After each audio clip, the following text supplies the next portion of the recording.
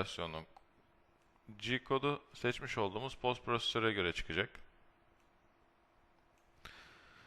Eğer tamamının G kodunu çıkarmak istersek ne yapıyorduk arkadaşlar? İşler üzerine sağ tuş yapıp tamamının G kodunu oluştur diyorduk. Burada bize herhangi bir isim sormuyor. Çünkü mevcut CAM parçamızın ki burada ismi genel örnek 6 isminde bir G kodu çıkaracak. Burada ben sonuna kadar beklemiyorum. Evet dediğimde gördüğünüz gibi genel örnek 6 isminde G kodunu çıkaracak ve burada takım değiştirmeler otomatik olarak gerçekleşecek.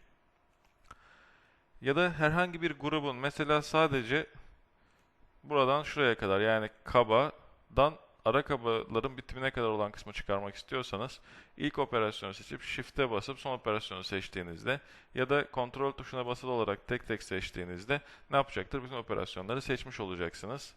Sağ tuş yine G kodunu oluştur dediğiniz zaman ne diyebilirsiniz mesela?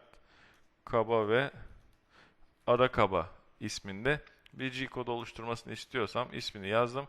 Tamam dediğimde bu sefer de sadece buradaki operasyonların G kodunu oluşturacaktır. Yine rapor oluşturmak istiyorsak sağ tuş dokümantasyon ekstra parametreler dediğimizde ne yapacaktır? Program parçanın bağlanma şekli, sıfırının olduğu noktayı gösteren resim, kullanılan takım ve tutucuların detaylı resim ve ölçüleriyle birlikte gayet detaylı bir rapor hazırlayacaktır. Böylece operatörümüzün hata yapma şansını da minimuma indirmiş olabiliriz.